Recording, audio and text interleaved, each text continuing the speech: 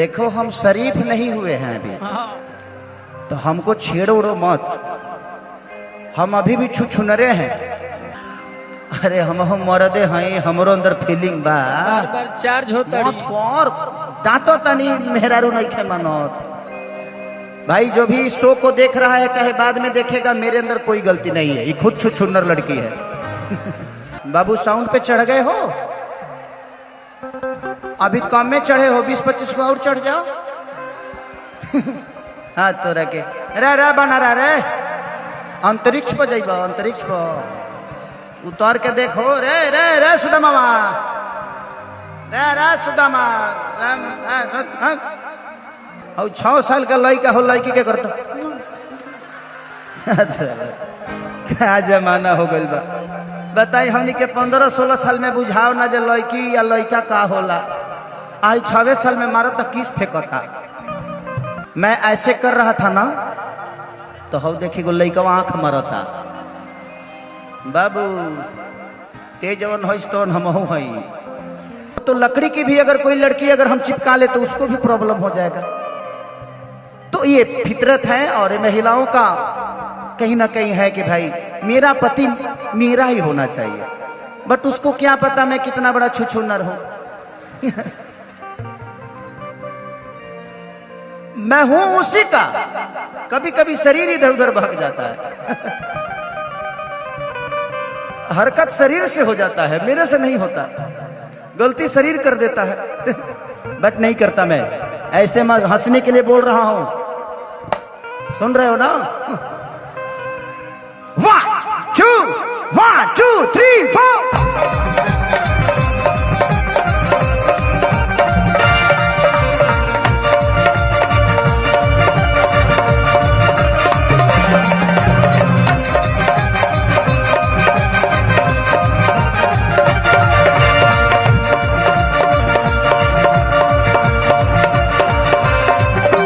छीटा जवानी के उड़ेता हो, मानवा से मानवा के जुड़ेता हो।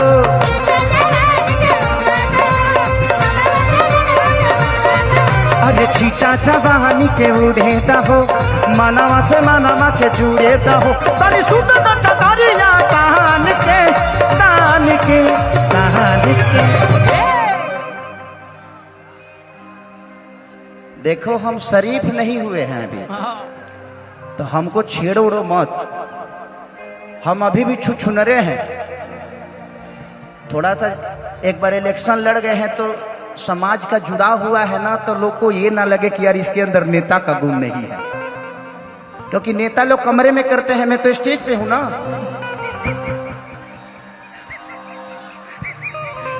जो नेता हो जाता है उस समाज के दायरे में हो जाता है। हम कलाकार हैं, हमारे लिए हमारा समाज ही हमारा दायरा है, तो हमें थोड़ा सा बचाना पड़ता है बेटा। तो तुम लोग थोड़ा सा मेरे को टच मत करो, नहीं तो रोआ खड़ा हो जाता है। देखो देखो हो गया ना? हाँ ऐसे ही होता है मेरे साथ। कितनी सूत चदरिया तान के तान के तान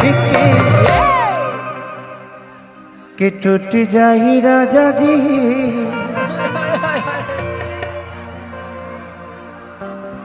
क्या भाभी आप बहुत हंस रही हैं, आपको ज्यादा मजा आ रहा है ना?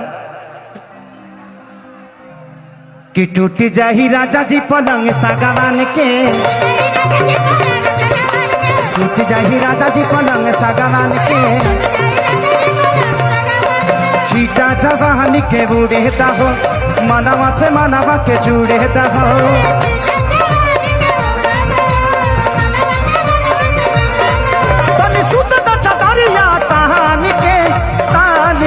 अरे तारे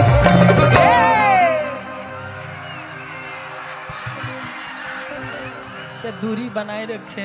एक मत धर न तो गिर जाई देहिया, देहिया तोर गिर जाई, इतना भारी बाड़ू तू। एक बार और करें, कहते कि एक बार और करिए ना। हाँ तो रखे पागले ही कारी। रुक जाओ, प्रोग्राम खत्म होने दो, उसके बाद हम दोनों मिलेंगे कॉफी पे। हाँ ब्लैक कॉफी पियेंगे।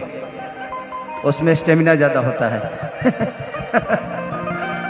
कितनी सूत द चदरिया तहान के अरे तहान के। पवन बाबा नहीं खा लौकत हो, बीचे में बड़ो, बीचे में रहबा का कि टूट जाही राजा जी, राजा जी, ये राजा जी। राजा जी।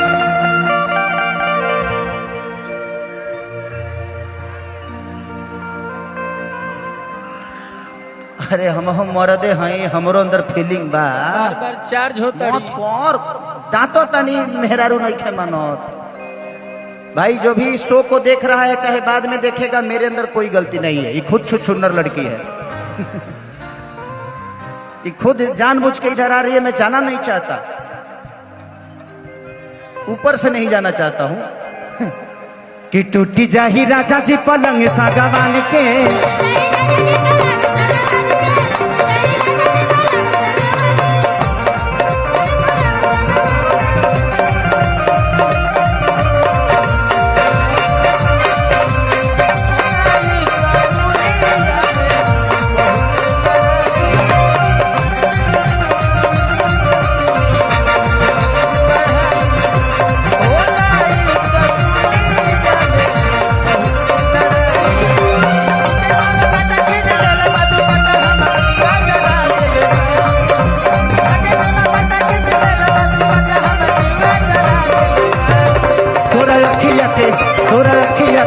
तोरा अखिया के कजरा है जान झगड़ा करा।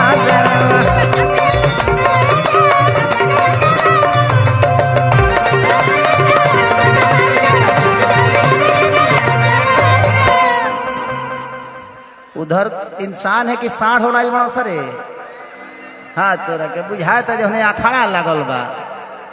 अरे धूरा बताओ है, ठंडियों में धूरा उड़ावे लगल लो। देखा देखा देखा, बहुत अच्छा बहुत अच्छा। अपने में रगड़ा सब बाबू, अपने में पोलोल बचा दी है सब। इसीलिए मैं एक गाना फिल्म में गाया था कि मर्द के जाते बड़ा होले छुछुनर, अपन में हर छोड़ी घरवा में सुनर, बाकी दोसरा के कोठी निहरबे करी। कि जब मर्द से मेहरी लड़बे करी तो भतार में जब हरी मरबे करी। भाभी भैया से अगर लड़ाई हो ना, 1 घंटे के अंदर मैनेज कर लेने का, नहीं तो दूसर का घंटा जहाँ भइल के कोनो इंस्टाग्राम वाली रील बनावे लगी हो लटक जाइबा। पता चल दूसरे जगह रील बना रहा है वो। कि टूटी जाही राजा जी पलंग सागवान के,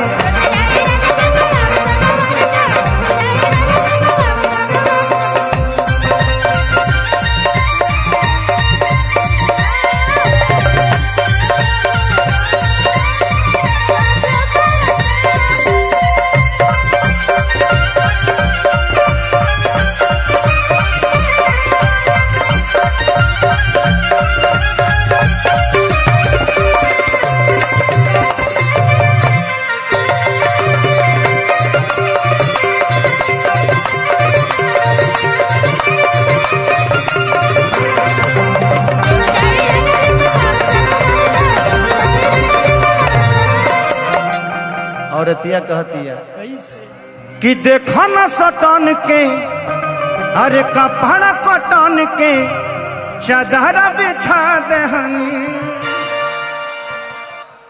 बलम जी मन पिघला दिहनी, पलंग पर झूलुहा झूला।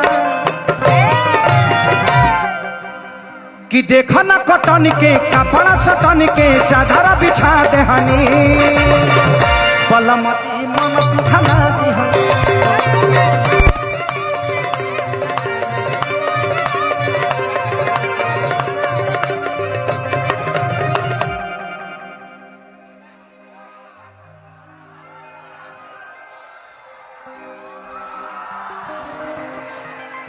कि बड़ी यार बट बेटे अब फान के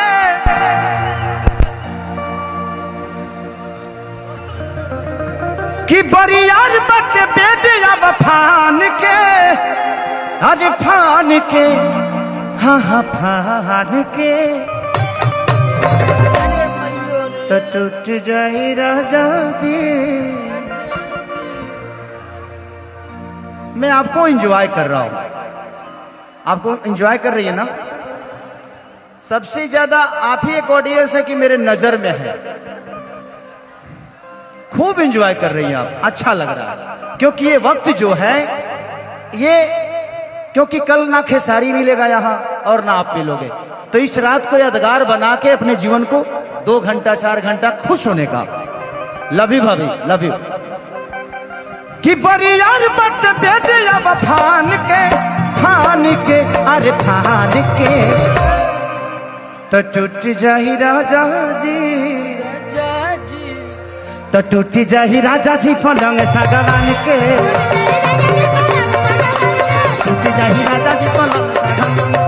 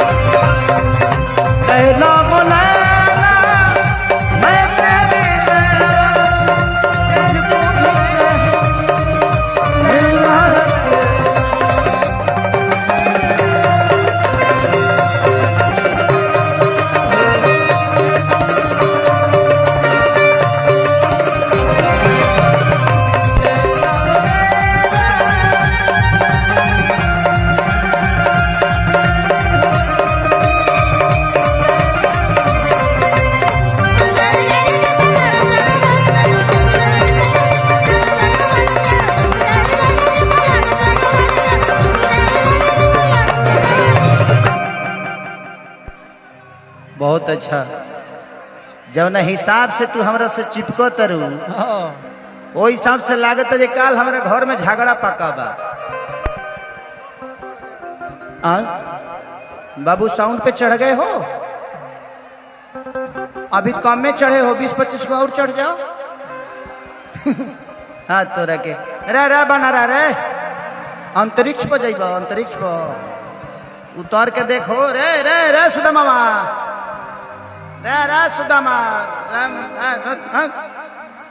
उधर मुझे टावर ढूंढा तेरा, टावर मार दी लाइट पर, नेटवर्क चल जाए धीरे से। उतर जा बेटा, साउंड है ना वो खराब हो जाएगा, किसी का संपत्ति है वो।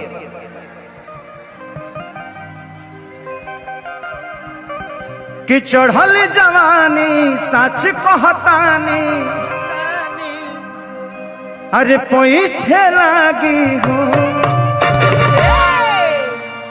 बलम मन ऐठे लागी हो।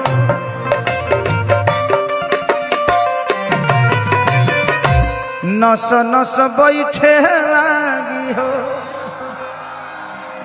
अरे कि चढ़ल जवानी झमकत पानी पैठे लागी हो, बदनिया ऐठे लागी हो।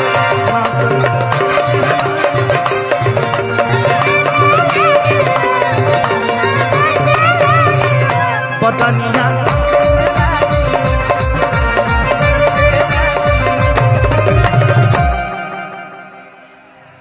रे तोर उमर बावे, तोर उमर बा हैंगा करे के देखा हो 6 साल का लड़का हो, लड़की के करता।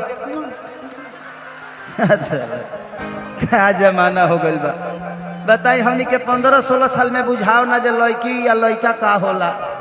आज 6 साल में मारा तो किस फेंकता ना। तोर भविष्य लौकता हमरा, तोर भविष्य बहुत उज्जवल बा। अभी से चुम्मा फेंकत रही तो 12 साल बाद तो तोर बाबूजी खोजे लगी हैं जे जल्दी दो ना तो दिक्कत कर दी। कि चढ़ल जवानी अरे छलकत पानी पैठे लागी हो। बदनिया ऐठे लागी हो नस नस बैठे लागी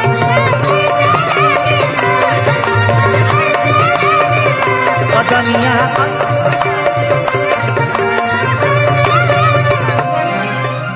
तू बहाना ना बनावा सब जान के हर जान के हाँ जान के